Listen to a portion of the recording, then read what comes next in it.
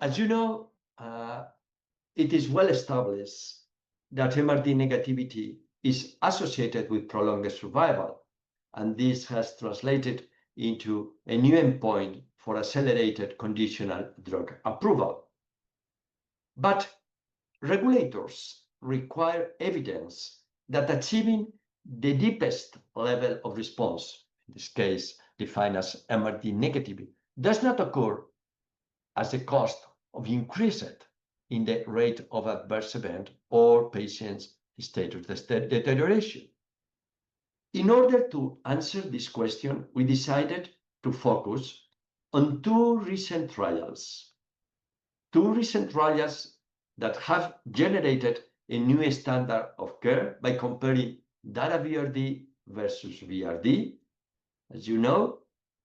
in these two trials, the MRD was included, what I think is very interesting, as primary or secondary endpoint. In addition, in both trials, a very rigorous evaluation of the PRO, patient-reported outcome, was performed using the EORTC questionnaire, and treatment adverse events were also very rigorously evaluated using the NCI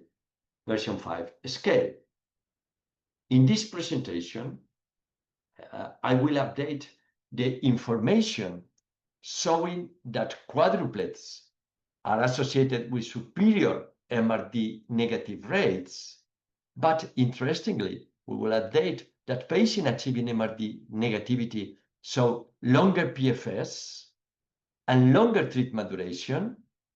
in the quadruplet arm as compared with the triplet.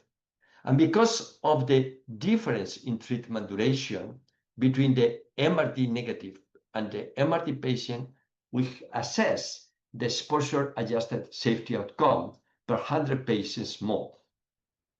And focusing on the results regarding treatment adverse events, both in the data VR and in the RVD arm, the overall frequency of treatment adverse event consistently favor patients who achieve MRD negativity. And this applies not only to overall frequency, what is more important when you focus on serious adverse event or adverse event that lead to discontinuation or death, or you focus on the rate of infection, in both studies clearly favor patients who achieve MRD negativity. In addition, regarding the patient-reported outcome,